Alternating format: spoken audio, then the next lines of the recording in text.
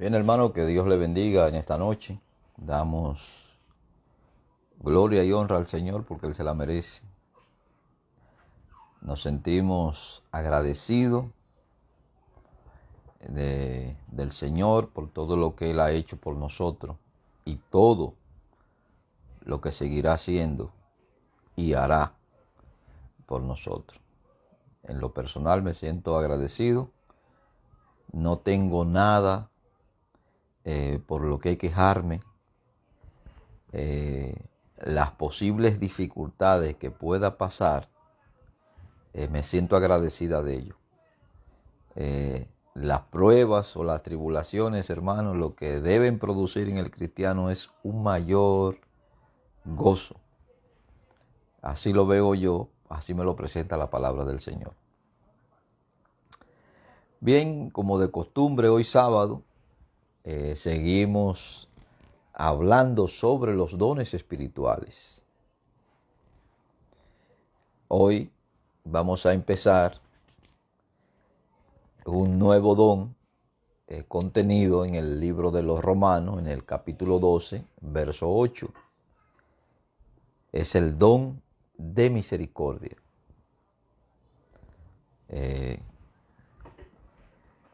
Entendiendo que en ese capítulo 12 de Romanos, hermano, hay 7 dones que están contenidos en ese capítulo, de los cuales el don de profecía no se tocó ahí, ni el don de enseñanza, porque lo vamos a tocar cuando entremos al capítulo 12 del libro de Primera de Corintios, ya sea del verso 8 en adelante o del verso 28 al 30 del mismo capítulo 12 de Primera de Corintios, donde estaremos hablando de la enseñanza y de la profecía.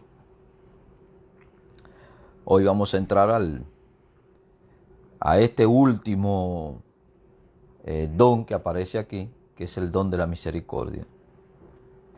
El que realiza el acto de misericordia, del término griego eleón o eleo,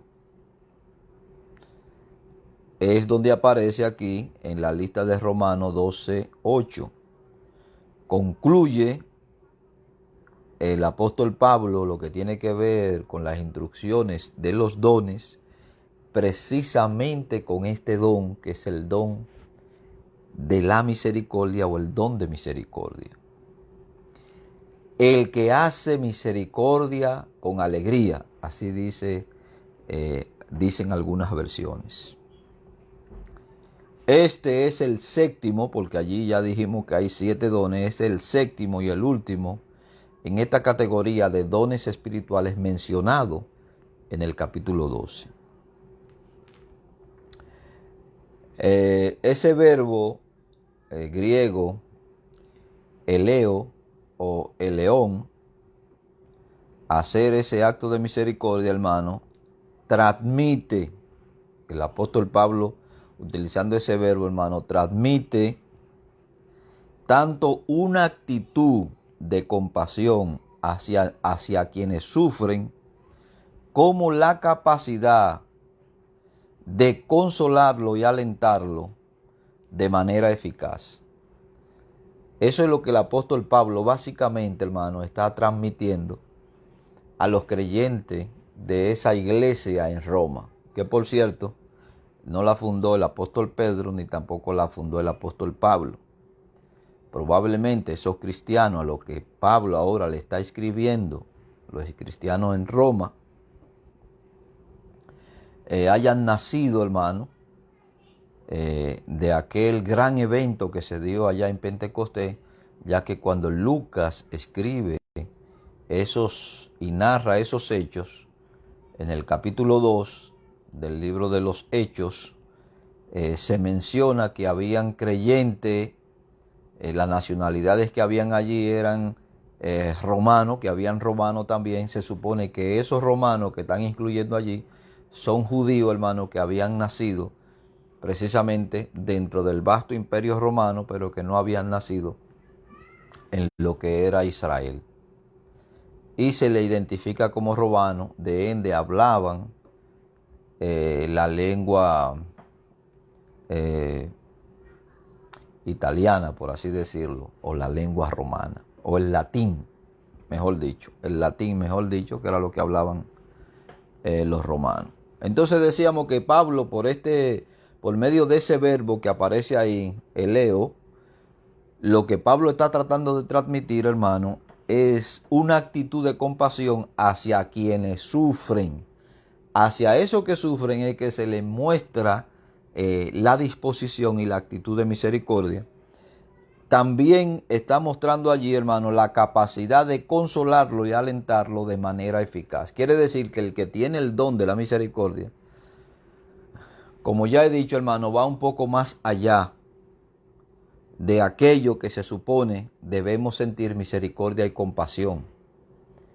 Creo, hermano, fielmente que todo cristiano que tiene el Espíritu de Cristo, que ha nacido de nuevo, que la semilla de Dios ha germinado en él, tiene, hermano, y tiene que tener misericordia y compasión. Es decir, la misericordia es la manifestación de la compasión, en otras palabras, y todo cristiano tiene que estar dotado de estas cualidades. Ahora, hay otros cristianos que van un poco más allá de donde nosotros podemos estar, que son los que tienen el don de misericordia.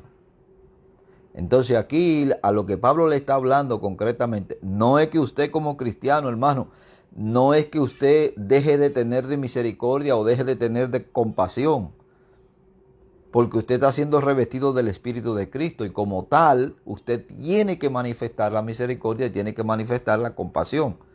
Pero Pablo le está hablando específicamente, hermano, a aquellos cristianos que tienen el don de hacer misericordia. Y a eso Pablo le está transmitiendo esta idea, hermano, esta actitud de compasión hacia quienes sufren.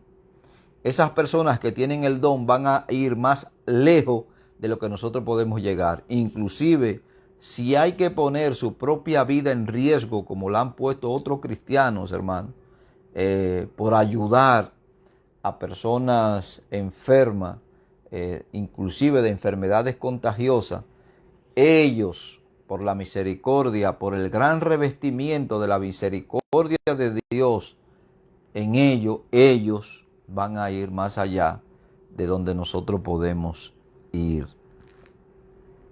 La misericordia es la inclinación a compadecerse del sufrimiento de los demás y a tratar de ayudarlo. Eso es misericordia. Eso es lo que Pablo está transmitiendo aquí, hermano. Esa simple expresión, misericordia, es y nos va a llevar a nosotros y a los que tienen el don, aún más allá, a la inclinación a compadecerse de los sufrimientos de los demás o del sufrimiento de los demás y a tratar de ayudarlo, hacer hasta lo imposible por ayudarlo. Los que tienen el don van a hacer lo imposible por ayudarlo y los que no tenemos el don, hermano, vamos a hacer hasta donde no sea posible. Ellos, los que tienen el don, siempre van a ir un poco más allá de donde nosotros podemos llegar. La misericordia es la manifestación externa, es lo que usted ve, es lo que yo veo, es el acto que usted ve. Entonces la misericordia es la manifestación externa de la compasión. Primero, usted tiene ese sentido y ese sentir y ese sentimiento, de compasión, que usted lo expresa a través de lo que es la misericordia. Es como, por ejemplo, cuando usted ve a una persona desvalido, o una persona que lastimosamente ha perdido su casa y su familia y se ha envuelto en el alcohol, usted lo ve y usted siente compasión por esa persona. Y esa compasión que usted siente lo lleva a usted a manifestar la actitud de hacer misericordia, ya sea ayudarlo, sea vestirlo, sea darle de comer, sea darle el refugio. Entonces, ese acto que nosotros estamos viendo que usted está realizando o que podemos realizar es la manifestación externa, lo que nosotros vemos de la compasión interna que Dios ha sembrado en su corazón. Entonces, la misericordia es la manifestación externa de la compasión, lo que nosotros podemos ver. La compasión no la podemos ver, hermano, no la podemos palpar. Pero la misericordia lo que hace es que manifiesta esa compasión. Inclusive, cuando usted ve a las personas que no pueden ayudar a aquel que realmente lo necesita, entonces le ponemos el calificativo de que es cruel, porque no tiene misericordia, qué duro es, qué malvado, qué mal corazón tiene, porque nosotros vemos que se niega al ayudarlo, entonces nosotros lo clasificamos de esa forma. Esa compasión que se manifiesta en ese acto de misericordia da por sentado la necesidad de aquel que la recibe. Es decir, usted no puede mostrar un acto de misericordia a menos que esa persona a quien usted se lo esté manifestando realmente lo necesita. Si yo no tengo ningún tipo de necesidad y usted viene y me regala 100 pesos, por ejemplo, eso no es un acto de misericordia. Es un acto dadivoso, pero no es de misericordia porque yo no lo necesito. Pero si yo llegara a necesitar los 100 pesos porque mi familia no tiene que comer o inclusive porque no tengo para poder pagar un hostal o pagar una pensión para poder dormir, hermano, bajo un techo, y usted hace ese acto de misericordia, expresa esa compasión mediante esa misericordia, entonces eso lo que demuestra es que yo estoy necesitando ese acto y lo voy a recibir como tal. Entonces, la misericordia, la compasión se expresa a través de la misericordia, pero también da por sentado la necesidad de aquel que lo recibe. Quiere decir que si yo no estoy en la necesidad, probablemente, aunque reciba la dádiva que me están dando, no es realmente, no realmente voy a ser quien reciba abiertamente porque no tengo la necesidad. Pero la misericordia da por sentado, hermano, en el acto aquel que la recibe, porque realmente está en la necesidad. También, hermano, da recurso adecuado para afrontar las necesidades de parte que aquel que la exhibe. Quiere decir, de esta forma, lo voy a plantear de esta forma.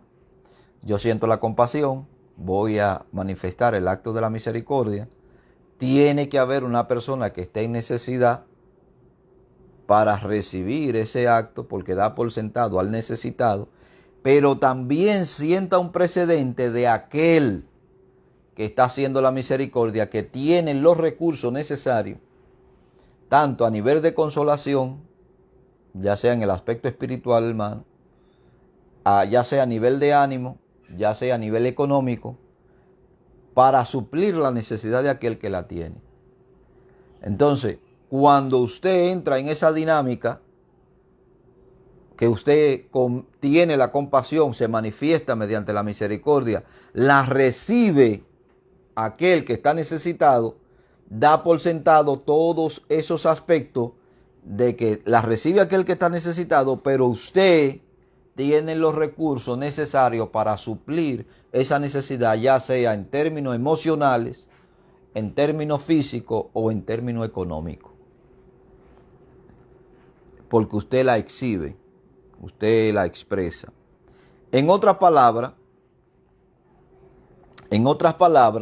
transmite la idea de mostrar simpatía. Y aquí, hermano, utilizo la palabra simpatía no en el contexto que nosotros la utilizamos constantemente, de que esa persona me cae bien, me simpatiza.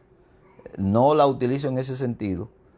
Y cuando utilizo la expresión sentimiento es porque está vinculada, hermano. La compasión es un sentimiento, no se ve.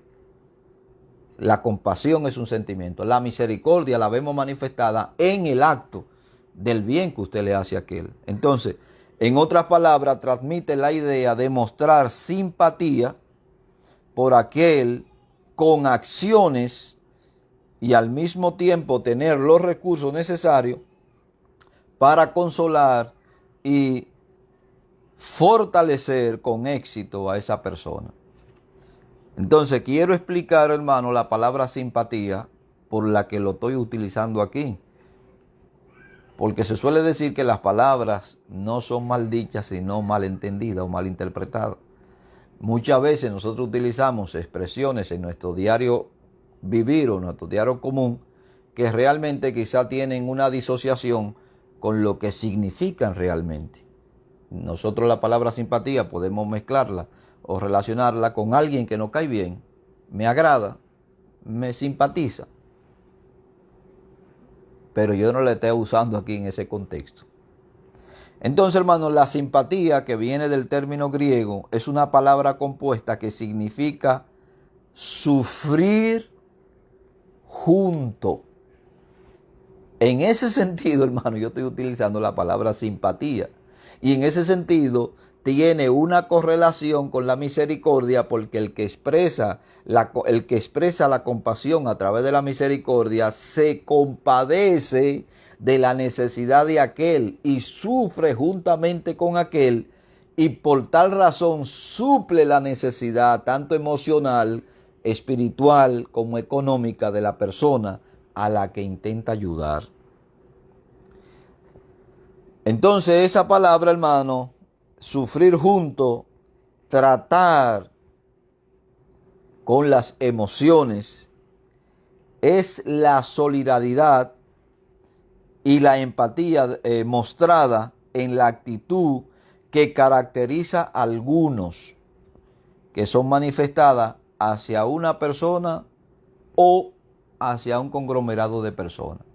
Entonces, en ese sentido, hermano, yo estoy utilizando la palabra simpatía. Sale de lo común en el sentido de la aplicación que nosotros le damos en nuestro diario vivir. Ahora bien, los que están dotados de misericordia o del don de misericordia tienen una sensibilidad sobrenatural para percatarse del sufrimiento y la situación de otros. Por eso yo digo que el que tiene el don va más allá de donde nosotros podemos ir, porque está adoptado, hermano. El que está adoptado de la misericordia, del don de la misericordia, tiene la sensibilidad, hermano. Tiene los sensores. Yo no sé si usted se ha fijado que hay luces, por ejemplo, las luces de aquí de la calle, tienen un sensor que cuando el sol baja, automáticamente las luces se encienden. También hay luces en los residenciales y en muchas casas que tienen sensores de movimiento, que al usted pasar cerca por ahí, la luz hace pa y se activa a cualquier tipo de movimiento que haya. Esas luces tienen esos sensores que detectan el movimiento de tal forma que encienden. Lo que tienen el don de la misericordia, hermano, no importa que usted esté bien vestido, no importa que usted esté bien maquillado, ellos tienen la sensibilidad de poder detectar a las personas que están pasando por un sufrimiento, aunque no lo manifiesten. Tienen esa sensibilidad. Nosotros, los que no tenemos el don, hermano, de la misericordia, muchas veces tenemos que esperar, ver, contratar para entonces poder ayudar. Los que tienen el don tienen esa sensibilidad, hermano, que no importa cómo usted se vista o cómo usted esté, ellos van a detectar que hay una necesidad que ellos pueden suplir, ya sea de palabra, ya sea de consuelo, de motivación, de exhortación. Este don, hermano, de la misericordia también está conectado con el don de exhortación, aunque no netamente el don de exhortación, pero tiene esa cualidad de poder llevar palabra de exhortación, de aliento a aquellos que están sufriendo. Entonces, hermano, esto tiene la sensibilidad sobrenatural de percatarse del sufrir de otros y están equipados de un modo especial por el Espíritu Santo para confrontar, consolar a los abatidos. Y usted, hermano, puede estar en un mar de turbulencia por dentro, aunque muchas veces usted se ría o trate de aparentar y me pueda engañar a mí o puede engañar a otros ocultando su sufrimiento, pero estas personas que tienen el don, hermano, van a percibir al instante que usted le pase cerca, ellos van a percibir el maremoto en el que usted está internamente y emocionalmente y van a acudir en su ayuda. Inclusive ellos van a resolver probablemente alguna situación económica o de necesidad física que usted pueda tener. Porque los que están dotados de este don, hermano, y ejercen este don, el Señor busca la forma en que ellos puedan tener para poder suplir la necesidad de otro. El cristiano que hace misericordia ha sido facultado por Dios con la sensibilidad especial al sufrimiento y a la tristeza. Tiene la capacidad de percatarse de la miseria y las dificultades que pasan desapercibida para otro. Y ahí entro yo, hermano. Es posible, yo sé que no tengo este don de la misericordia, y es posible que se me escapen muchos hermanos y amigos que puedan estar pasando por un sufrimiento, por un mal de amargura, y yo no pueda detectarlo. Pero estos, vuelvo a decir, que tienen este don, hermano, porque por más que usted intente ocultarlo, es como si tuvieran ese sensor, ese poder sobrenatural, hermano, que yo lo asemejo con ese sensor de movimiento para poder detectar la situación en la que usted puede estar pasando. Y también cuentan con el deseo y los medios para contribuir al alivio efectivo de tales afligidos.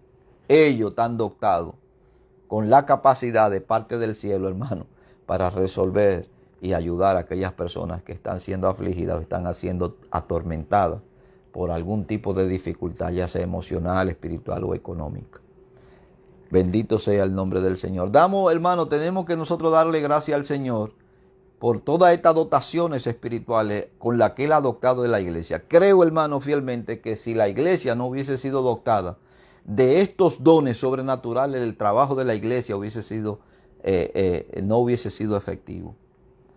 De ende, como ya hemos venido diciendo, hermano, desde que iniciamos este recorrido por los dones espirituales, que tanto la salvación es un don, como el don del Espíritu Santo también es un don que lo va a capacitar a usted, hermano, lo va a afirmar a usted en su fe, pero también le va a ministrar otros dones que son necesarios para el funcionamiento o el perfecto funcionamiento o el mejor funcionamiento del cuerpo de Cristo. De tal forma, hermano, que estos dones que el Señor nos ha dado son para nosotros ejercerlo dentro de la iglesia. Y siempre le voy a decir a los pastores y a los ministros, a los que están en eminencia, que traten de averiguar por medio de la oración, por medio de abundar en el Señor, hermano, cuáles son los dones que hay en su iglesia y que puedan motivar a esos hermanos a utilizar esos dones, porque el cuerpo crece nutridamente. Un cuerpo desnutrido, hermano, es un cuerpo enfermo. Y nosotros sabemos hoy por hoy, hermano, que la gran cantidad de cristianos, yo no concibo, como la palabra de Dios tampoco concibe, yo no concibo, porque la palabra de Dios no lo concibe, que hayan cristianos que piensen que no tienen ningún don.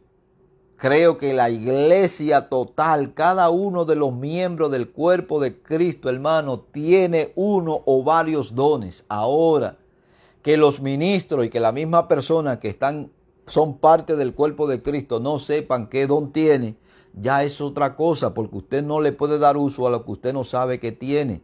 Eso es como si usted tuviese, hermano, un depósito, que le han hecho un depósito de 1 millón de pesos, de 100,000 pesos en el banco, pero usted no se percibe de que están ahí y usted no le va a dar ningún uso, porque usted no sabe que están ahí, usted no sabe que están a su disposición, y como no lo sabe, pues no le va a dar uso. Ahora, nosotros como cristianos, como el apóstol Pablo le dice a los corintios, hermano, que pidamos al Señor y que abundemos en lo que el Señor nos ha dado. El Señor nos ha dado la capacidad, hermano, para nosotros acudir a Él, acudir al trono de la gracia, para nosotros saber qué don tenemos y poder ejercerlo dentro de la iglesia. Ha facultado también, hermano, a los pastores a poder interceder por la iglesia que el Señor le ha dado, en oración para que el Señor le muestre cuáles son los dones que tienen sus miembros, inclusive promover actividades, hermano, que puedan descubrirse dones y talentos que hay en la iglesia, hermano, que están siendo, no están siendo operados de la forma correcta, y como tal, hermano, tenemos una iglesia deficiente. Inclusive tenemos un cuerpo deficiente, porque yo no puedo llegar a todos. Pero Dios ha adoptado, hablo como en primera persona, hermano, por la congregación. Yo no puedo llegar a todos.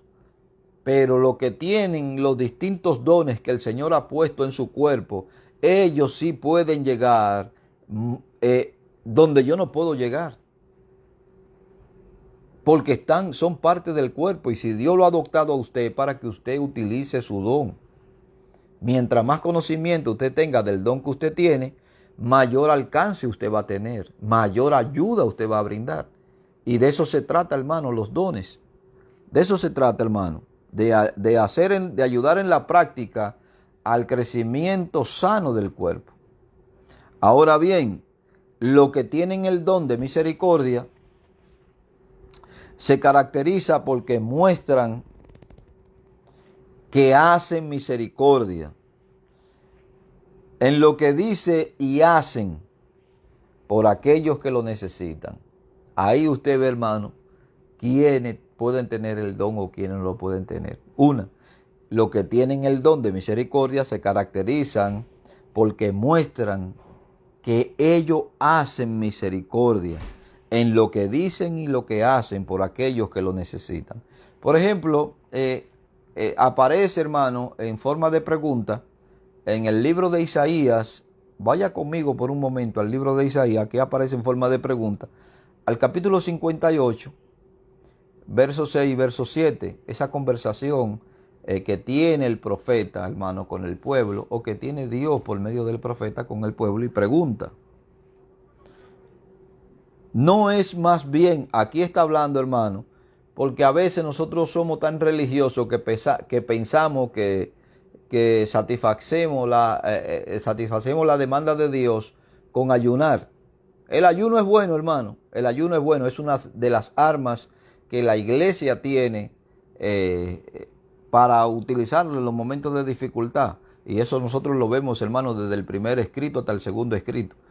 El ayuno es bueno, pero usted no puede convertirse en un religioso ayunador cuando pasa por alto el poder hacer misericordia. No es el sacrificio que Dios le pide a usted. No es el sacrificio. El sacrificio que Dios le pide es que usted haga misericordia. Ya hablo en un término general para toda la iglesia. No es más bien el ayuno que yo escogí. Desatar. Aquí está hablando de la obra. De la obra que el cristiano, en su tiempo, Isaías se lo dijo al pueblo de Israel, y ahora, hermano, en nuestros tiempos se lo dice a la iglesia de esta forma. No es más bien el ayuno que yo escogí, desatar las ligaduras de la impiedad, soltar las cargas de la opresión, dejar libre a los quebrantados y que rompáis todo yugo. Ahora usted me puede decir, hermano, ¿y cómo vamos a hacer todo esto, hermano? Yo no liberto a nadie, pero tengo la palabra que liberta. Yo no consuelo a nadie, pero tengo el Consolador. Y soy un instrumento del Consolador. Así es usted y soy yo. Yo no puedo romper la ligadura de la impiedad, pero Dios sí puede romperla a través de mí, hermano. Yo no puedo soltar las cargas de la opresión, pero Dios puede hacerlo a través de mí. Dios puede hacerlo a través de usted. Entonces, hermano, todas estas cosas, estas características que se presentan aquí, el cristiano está facultado para hacerla en Cristo. Cristo en él. Lo faculta a usted y me faculta a mí para poder, hermano, oiga bien, romper la ligadura de aquellos, hermano, que viven en una opresión de impiedad y lo que están sufriendo de impiedad. Soltar las cargas de la opresión, los que están oprimidos por el pecado, hermano, los que están oprimidos por la maldad. Podemos llevarle la palabra de liberación, hermano, y Dios puede obrar misericordia para con ellos a través de usted. Dejar libre a lo quebrantado. ¿Cuántas personas, hermanas, están quebrantados, decepcionados, frustrados, amargados, abandonados? ¿Cuántos hombres y cuántas mujeres y jóvenes, hermanos, están rotos en su espíritu, en su alma, están rotos, hermano, emocionalmente? Y usted tiene la palabra para de llevarlo a ello, hermano, o que Dios lo pueda levantar de la situación en que está por medio de la palabra que usted le pueda dar, basado específicamente en la palabra de Dios. Yo no creo que el cristiano pueda hablar otra cosa que no sea la palabra de Dios, porque la palabra que consuela, que da vida, que redarguye, que cambia, que regenera, hermano, es la palabra de Dios. Y nosotros debemos hablar la palabra de Dios. Y cuando hablamos la palabra de Dios, entonces, hermano, todas estas cosas que menciona aquí el Señor, que fue lo que Él eligió, no un ayuno religioso, sino que Él eligió, hermano, escogió desatar la ligadura de la impiedad, soltar las cargas de la opresión, dejar libre a los quebrantados y que rompáis todo yugo de opresión, hermano.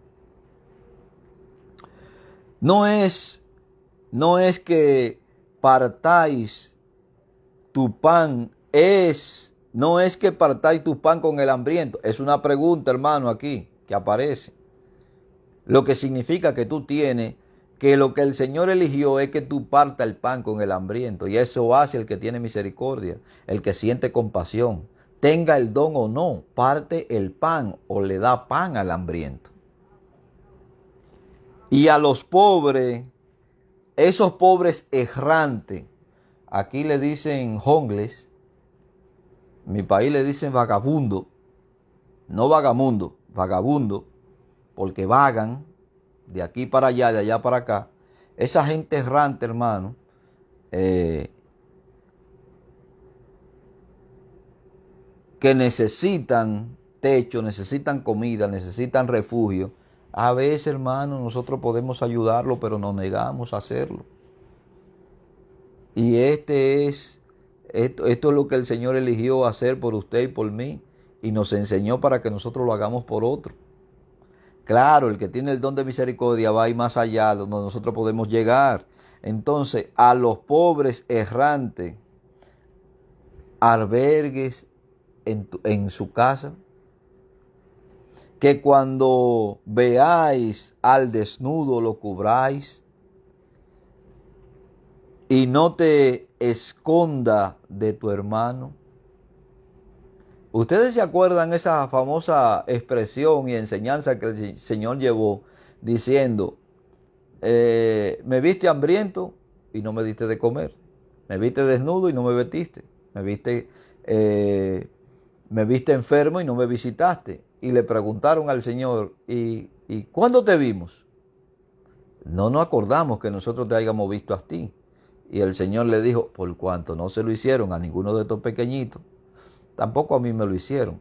Entonces aquí, hermano, podemos tomar esta analogía de que el Señor pone, esos pequeñitos son parte de lo que son parte del reino de Dios, pero también pueden hacer aquello, hermano, que no están en la iglesia, que están pasando una necesidad extrema, y usted se haga el de la vista gorda y voltee la cara frente a la necesidad de aquel que puede ser salvo por un acto de misericordia suyo. Y nos hacemos de la vista gorda y volteamos la cara, hermano, para no sentir ningún tipo de compromiso. Y nos hacemos, hermano, los ciegos. Y como dice el dicho, no hay mayor ciego que aquel que no quiere ver. A veces, hermano, lo tenemos en la misma cara. Y las personas con esas necesidades se hacen invisibles ante nuestra posible compasión. No lo vemos. Entonces Dios te va a pedir cuenta a ti por esto.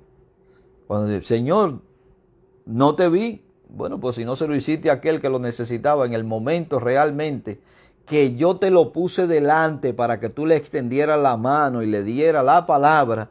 Sin embargo, te hiciste el de la vista gorda porque aquel hedía demasiado que te causaba una posible náusea, un revoltillo estomacal por el mal olor que tenía de no bañarse, y te hiciste el de la vista gorda.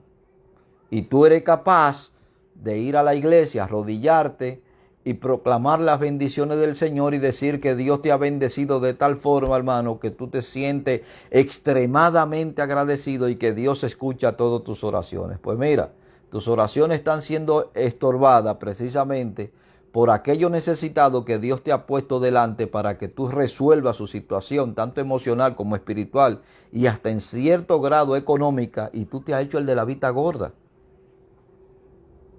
Ha ignorado.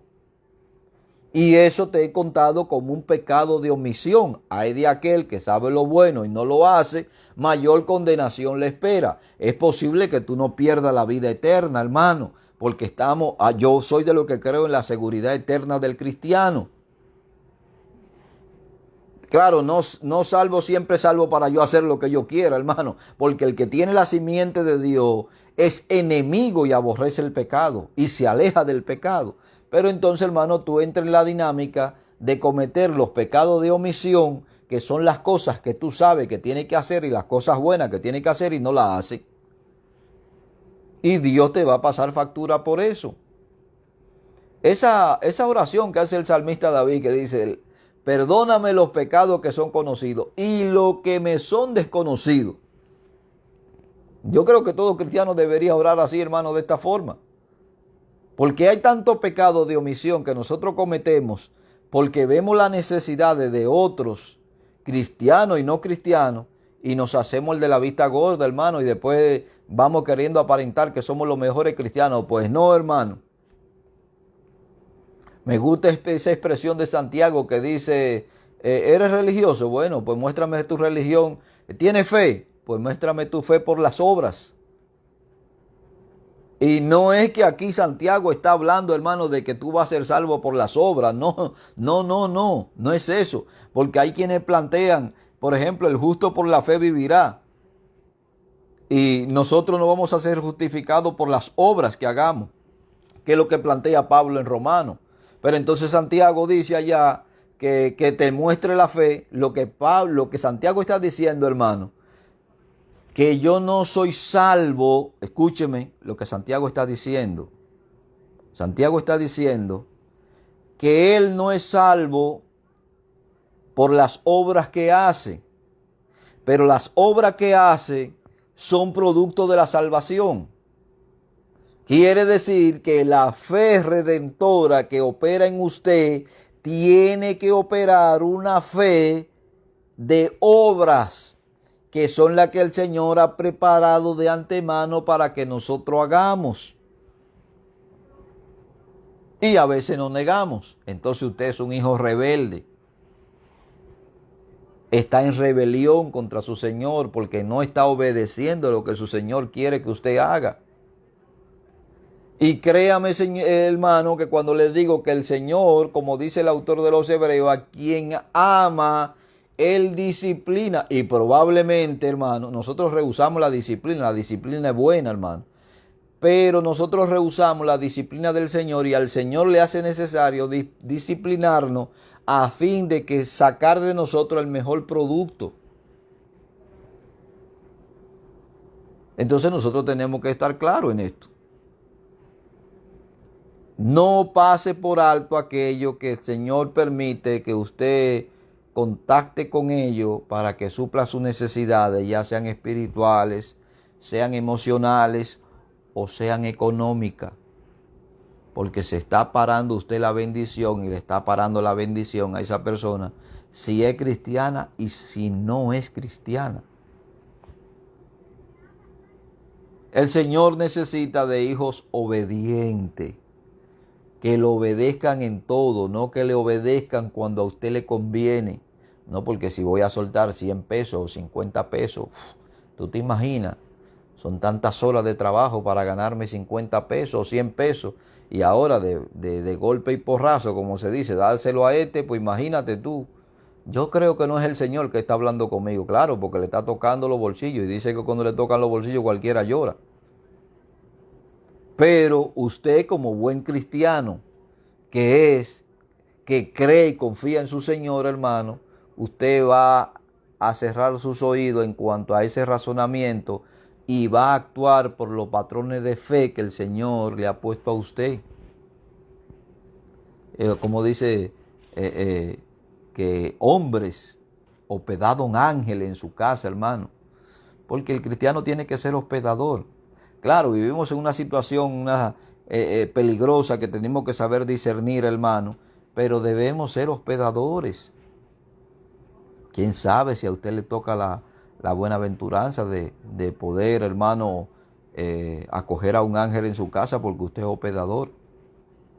O darle un plato de comida, o servirle, hermano, un buen, como hizo Abraham allá cuando vio allá, claro que Abraham discernió claramente cuando vio a aquellos varones que venían, fue, se postró, le tiró, hermano, siéntense aquí, le mandó a matar el becerrito, le hizo el pan. Esa era la costumbre de ese entonces, hermano. Pero los hombres de Dios tienen que ser hospedadores y las mujeres de Dios tienen que ser dadivosas. Hay mujeres cristianas, hermano, que miran a cualquiera por encima del hombro y que piensan que son la última Coca-Cola del desierto y que andan tan empoderadas, andan tan empoderadas, hermano, que no creen en nadie. Son ellas. Pero también así hay hombres, hermano. Hay hombres que son igualitos. Hay hombres que son los que tienen la unción. Y como ya tienen la unción, todo el mundo tiene que estar por debajo de ellos. Y ellos no pueden hacer nada ni pueden ayudar a nadie. Esos extremos son malos. Esos extremos no contribuyen al reino del Señor. Es más, es hasta dudoso, hermano. Es hasta dudoso pensar en un cristiano vanidoso o orgulloso. Es una contradicción. Un cristiano que se la crea. Pues mire, ahora yo le voy a decir, hermano, que esa fue la obra que el Señor escogió. Cuando usted va al libro de los Hebreos, vaya conmigo, hermano, al libro de los Hebreos, al capítulo 13, verso 3. Mire lo que dice allí. Dice el autor de los Hebreos: acordaos de los presos. En el trabajo, hermano, hay un hermano, él es de Nicaragua, el hermano Fernando. Lo conocí y lo primero que me dijo: yo soy pastor de la cárcel. Le digo: bueno, no conozco ese ministerio, pero dígame lo que usted hace, hermano. Y me dice: yo voy a Nicaragua, voy a Honduras, voy a El Salvador, voy a distintos países en mis vacaciones y voy a las cárceles. Mi trabajo es con los que están presos. Le proyecto películas, le doy mensajes, le llevo comida. Y el Señor, digo, entonces usted realmente es un pastor. Usted tiene, hermano, un buen ministerio. Es un ministerio riesgoso, pero es un ministerio. Sígalo haciendo y nosotros vamos a orar por usted para que el Señor le siga ayudando y le siga dando ánimo para seguir adelante.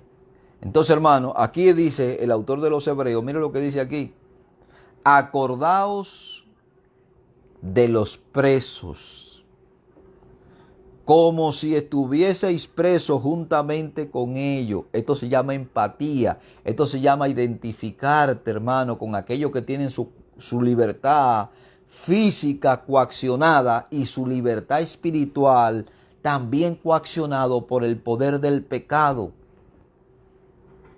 Estas personas sufren doblemente. Entonces aquí le dice el autor de los Hebreos, acordaos de los presos. Claro, hermano, es que yo no puedo ir a la cárcel porque usted sabe que a mí me da fobia, yo le tengo miedo. Es posible que usted no tenga la preparación, pero usted puede, hermano, contribuir con otros ministerios que se dedican al ministerio carcelario. Sus oraciones, sus ofrendas, hermano, son bienvenidas para esos ministerios. Entonces, acordaos de los presos como si estuviesen presos juntamente con ellos, y de los maltratados. Eso están cerca de todo el mundo, hermano.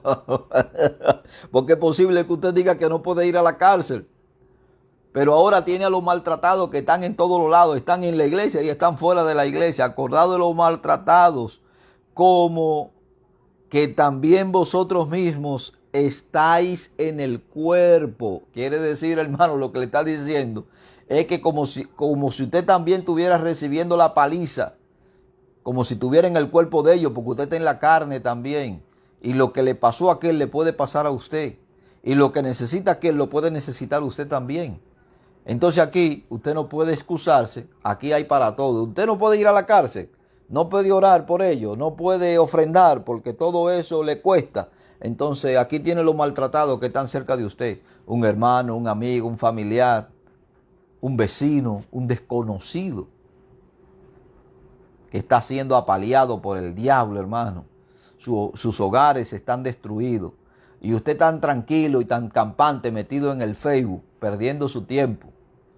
O jugando, hermano, porque hay cristianos que tienen más vicio que el mismo diablo, hermano, en juego. Y usted no le puede decir, hermano, que no son cristianos. Lo que no son es cristianos comprometidos. Porque con eso no se puede contar absolutamente para nada. No son cristianos comprometidos. Cristianos puede ser que sean religiosos también, hermano, pero no son cristianos comprometidos. El cristiano comprometido, hermano, no compromete su tiempo para satisfacer la carne ni satisfacer sus deseos propios. Mientras el mundo se debate entre la vida y la muerte, hay cristianos que se están debatiendo, hermano, entre un juego y otro y echando competencia. Y duran, hermano, oiga bien, horas jugando, pero no duran horas leyendo la Biblia. Ay, eso me cansa. Eso me da sueño. No hay una hora de oración, no hay 15 minutos de oración. Señor, lo mismo que te dije ayer, te digo hoy. ¿Qué clase de cristiano es ese? Y ese es el cristiano que usted puede pedirle una oración. Ese es el cristiano que usted piensa que va a mostrar misericordia. No, hermano. Más fácil muestra misericordia un endemoniado afuera que uno de esos dentro de la iglesia. Y usted puede preguntarme, ¿qué le pasa al hermano? Hermano, que los cristianos carnales solamente aportan para la carne. Son chismosos, son criticones, son pendencieros, son habladores. El cristiano carnal, hermano, todavía está tierno en la carne. Y esto no es cuestión de tiempo, hermano, porque hay cristianos que yo conozco que tienen añales en el evangelio, pero el evangelio no tiene nada en ellos. Están en la iglesia, asisten a la iglesia, participan de los servicios de la iglesia, dicen un gloria a Dios y un aleluya, pero no hay ningún tipo de compromiso. Entonces aquí, hermano, el Señor lo que le está presentando a usted es un compromiso total con la misericordia. Ahora, quiero que vaya conmigo, y con eso voy a concluir. Quiero que vaya conmigo al libro de Mateo, al capítulo 9, verso 13 del libro de Mateo. Dice Mateo, hermano, pero vayan y aprendan lo que significa, y eso le ajusta bien a lo que yo acabo de hablar a estos cristianos. Vayan y aprendan lo que significa: lo que pido de ustedes es misericordia y no sacrificio, porque no he venido a llamar a justos, no he venido a llamar a justos, sino a pecadores. Ese es el mensaje que Jesús le está hablando a los religiosos de su tiempo, hermano. Pero es un mensaje ajustable también para los religiosos hoy que están metidos en las congregaciones. Que no entienden, hermano, lo que es la misericordia, pero sí entienden lo que es el sacrificio. Hacen el sacrificio de estar todos los días en el culto, hermano. Hacen el sacrificio, hermano, de ir a los ayunos.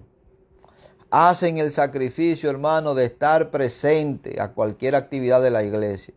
Pero no tienen ningún tipo de misericordia. Pelan la oveja, oiga bien, y la desvisten con todo y cuero. Es decir, que la dejan en la carne. No la trasquilan, sino que la pelan con todo el cuerpo. Esos son esos cristianos, hermano, que lo que hacen es sacrificio sin entender lo que el Señor está pidiendo, que es misericordia. Porque no he venido a llamar a justos, sino a pecadores. Claro, todos somos pecadores. Jesús le está dando ese mensaje a los religiosos de su tiempo, hermano. Que se vestían, iban todos, eran fieles asistentes, eran fieles a las tradiciones de los hombres, hermano. Y el Señor le dice, yo quiero misericordia. El Señor te está diciendo a ti, me lo está diciendo a mí. Yo quiero misericordia, hermano, con los que están presos. Quiero misericordia con los que están maltratados. Quiero misericordia y que tú hagas misericordia y que comparta tu pan. Y que si tú no puedes ir a la cárcel, busque la forma de suplirle a otro ministerio que vaya. Que ores, que dedique tiempo de oración por esos ministerios. El mundo está en cataclismo, hermano. Y la iglesia está tan gozante, tan fresca, hermano, que piensan que no van a sufrir. Hay un mundo enfermo y hay una iglesia sana que se supone que es la que tiene que sanar al mundo. Y si no sanara al mundo, sanara una parte del mundo, hermano. Sana el mundo en el que si tú sanara el mundo en el que tú vives, y cada cristiano sanara el mundo en el que él vive, hablo de la vecindad, hablo de la comunidad donde tú vives, créeme que se sumarían cantidad de personas al cristianismo, hermano. Y yo estoy seguro que hasta ya Cristo hasta vendría. Claro, esto es una especulación mía, hermano, no me vaya a tomar así. Pero cuando sea predicado este evangelio por todo el mundo, entonces vendrá el fin. Cuando los salvos, los que están inscritos en ese libro, hermano, que se van a salvar, estén en el redil, olvídese, hermano, que se cerró la puerta como se cerró el arca. Cuando Dios le dijo a Noé, sube, que no fue Dios que lo subió, hermano. Dios le dijo, sube, y subieron los 8. Entonces Dios cerró el arca porque no iba a entrar más nadie. Y cuando los redimidos estén completos, ya no hay tiempo para más nadie. Entonces, hermano, aprendamos lo que el Señor quiere de nosotros, que quiere misericordia y no sacrificio que nosotros podamos hacer. Bien, hermano, Dios te bendiga y Dios te guarde. Espero que estas palabras te hayan sido de bendición, como me han sido a mí de bendición, porque yo me gozo en el Señor, hermano. Tanto cuando escucho a otros predicadores, que soy un fiel oyente, hermano, de predicadores que yo creo que tienen la línea del Señor, sean de mi propia tendencia o no. Es decir, el Señor tiene su verdad diseminada por todas partes y creo fielmente, hermano, en poder escuchar a otros predicadores para poder aprender.